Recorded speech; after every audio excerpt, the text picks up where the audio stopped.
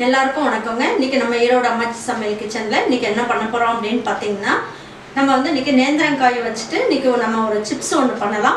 நம்மளோட சேனல்ல சப்ஸ்கிரைப் பண்ணாதவங்க சப்ஸ்கிரைப் பண்ணிக்கோங்க. சமையல் குறிப்புகள்லாம் உடனே உங்களுக்கு வேணும்னு நினைச்சீங்கன்னா பக்கத்தில் இருக்க பெல் பட்டனை அழுத்தி வச்சுக்கோங்க. நம்ம இன்னைக்கு ரீஃபைண்ட் ஆயிலும் அதுக்கப்புறமா தேங்காய் எண்ணெயும் கொஞ்சம் கலந்து நம்ம செய்யலாம். இப்போ நான் தேங்காய் எண்ணெய் ஊற்றுறேன். இப்போ இதோடையே நம்ம வந்து என்ன பண்ணுவோம், ரீஃபைண்ட் ஆயில் கொஞ்சம் ஊற்றிக்கலாம். இப்போ இது காஞ்சிக்கிட்டு இருக்கட்டும், நல்லா ஸ்லோவாக வச்சுட்டு அடுப்பேன். இப்போ நம்ம அந்த சிப்ஸுக்கு வாழைக்காயை எப்படி சீவி போடலான்றதை நம்ம பார்க்கலாம். ஃபஸ்ட்டு வாழைக்காய் எடுத்துகிட்டு இந்த மாதிரி தோல் சீவரதை எடுத்து தோல் சீவிக்கலாம்.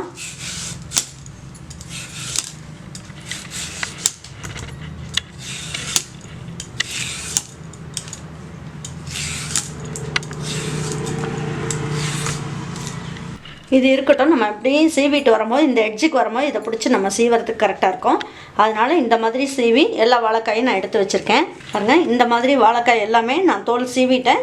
இப்போ எண்ணெய் காஞ்சிட்ருக்கு. எப்படி நம்ம வந்து இந்த சிப்ஸ் பண்ணலாம் அப்படின்னு பார்க்கலாம் வாங்க. எண்ணெய் நல்லா காஞ்சிருச்சு. இப்போ நான் ஸ்டவ்வை கொஞ்சம் ஸ்லோ பண்ணியிருக்கேன். சிப்ஸ்லாம் சீவுவோம் இல்லைங்களா, பஜ்ஜிக்கெல்லாம் வாழைக்காய் சீவோம்ல, அந்த மாதிரி ஒரு இதை எடுத்து வச்சுக்கிட்டு நம்ம சீவிக்கலாம்.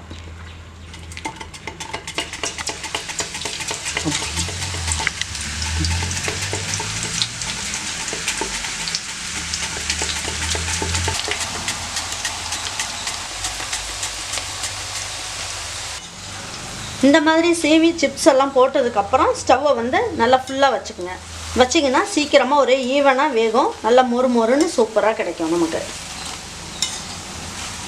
நம்ம தேங்காய் எண்ணெய்லாம் போட்டிருக்கிறதுனால கொஞ்சம் பொங்கி வர மாதிரி இருக்குது.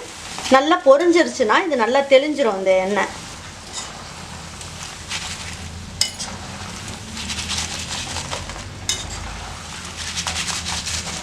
இந்த சிப்ஸ் வந்து உங்களுக்கு சிப்ஸு சாப்பிடும் போது நல்லா உப்பு உரைக்கிற மாதிரி இருக்கும் இல்லைங்களா, அந்த மாதிரி இருக்கிறதுக்கு நான் ஒரு டிப்ஸ் சொல்கிறேன் உங்களுக்கு. இந்த மாதிரி கொஞ்சமாக தண்ணி எடுத்துக்கோங்க.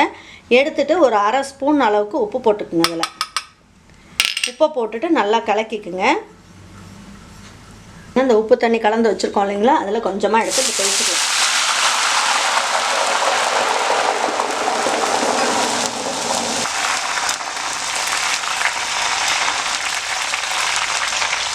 தண்ணியெல்லாம் ஓசையெல்லாம் அடங்கிருச்சு.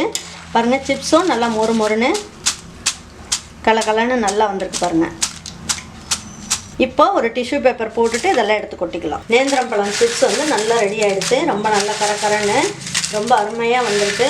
இப்போ பாருங்கள், உங்களுக்கு இந்த டேஸ்ட் மட்டும் பிடிக்கல அப்படின்னு நினச்சிங்கன்னா நீங்கள் என்ன பண்ணலாம், கொஞ்சமாக இதில் எடுத்து போட்டு இப்போ கொஞ்சமாக வந்து என்ன பண்ணலாம், கொஞ்சம் மிளகாய் தூள் கொஞ்சம் தூவி விட்டுட்டு நல்லா கலக்கிக்கலாம்.